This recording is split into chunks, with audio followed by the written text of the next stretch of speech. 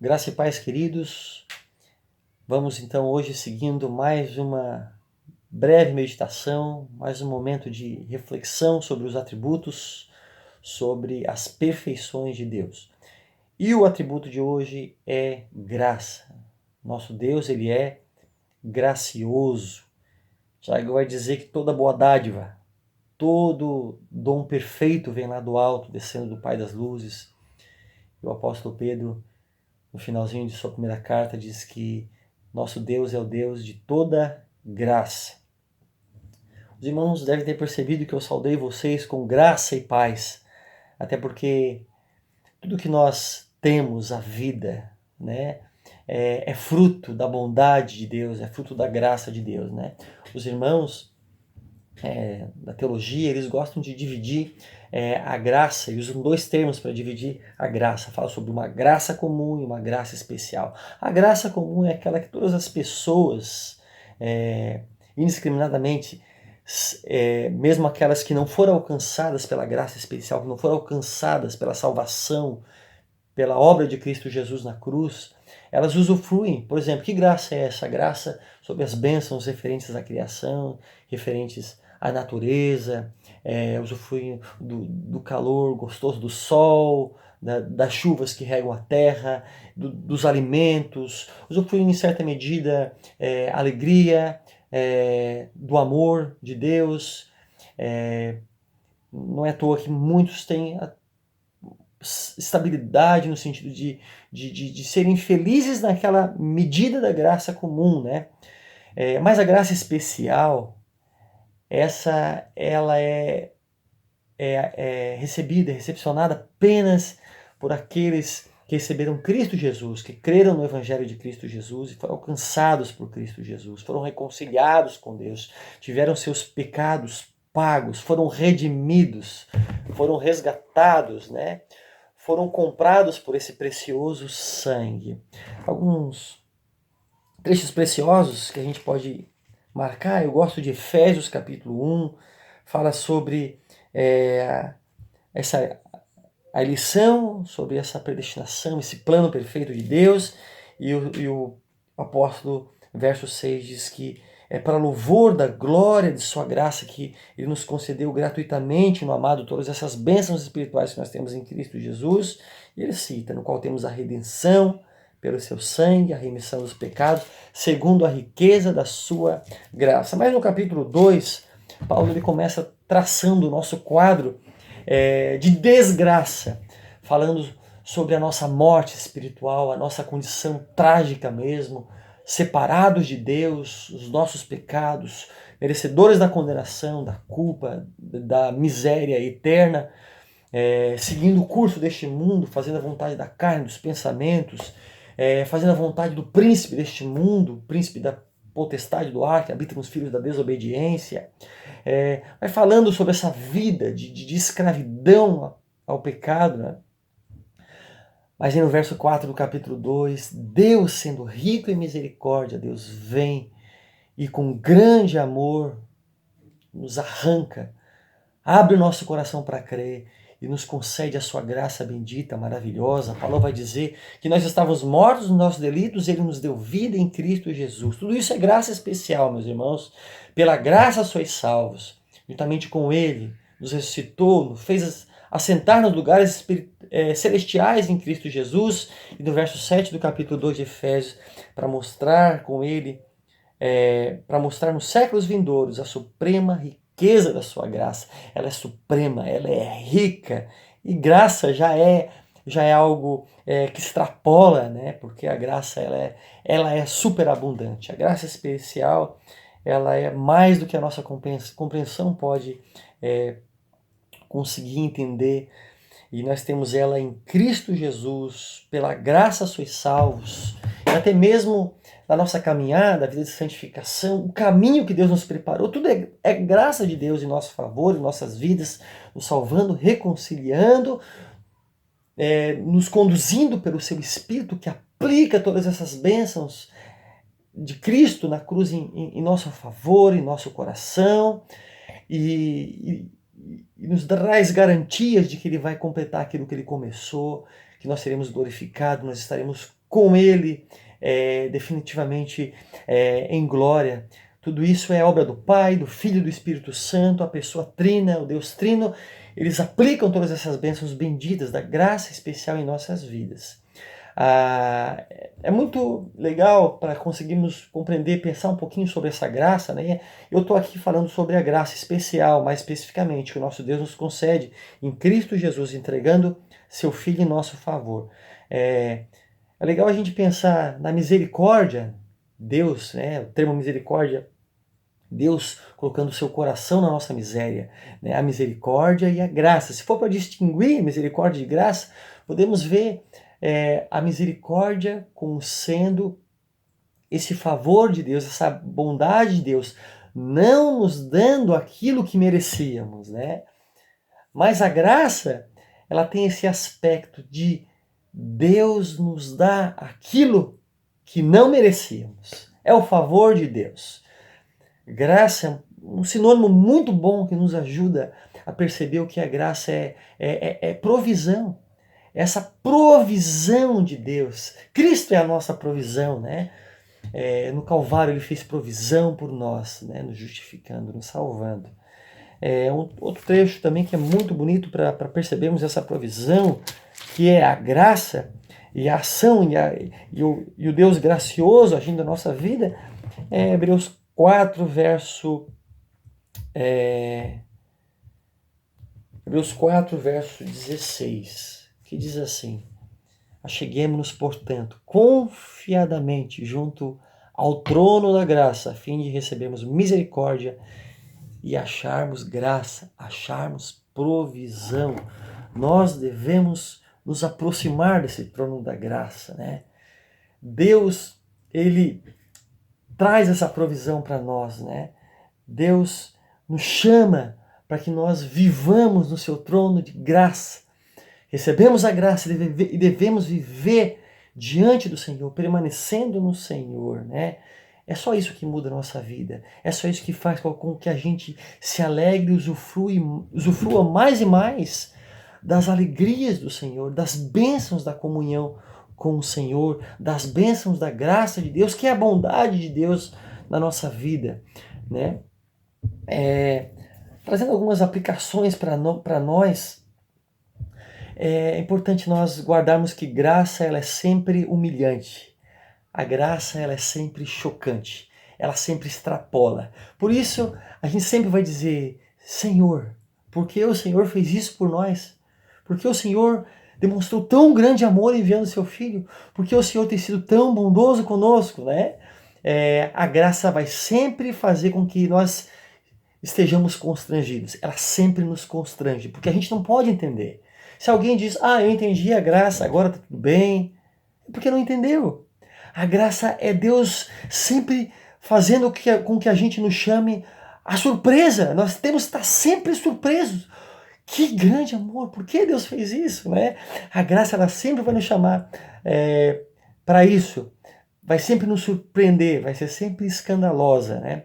Por isso é muito estranho e mostra muito a falta de compreensão da graça de Deus. As pessoas, os crentes, muitas vezes: Senhor, por que o Senhor fez isso? Eu não mereço isso. Senhor, isso não deveria ter acontecido. Isso... Irmãos, isso é apenas um sinal, manifestação de incompreensão da graça de Deus. A graça ela é sempre surpreendente. Até mesmo quando acontece o mal na nossa vida, a graça, por exemplo, na vida de Jó, Deus deu, Deus tirou, louvado seja o nome do Senhor. Senhor, tu tem sido misericordioso, sempre nos dando mais do que eu mereço. Irmãos, essa é a reação adequada, é a resposta de quem tem compreendido e quem tem conhecido esse Deus gracioso ao qual nós servirmos, né?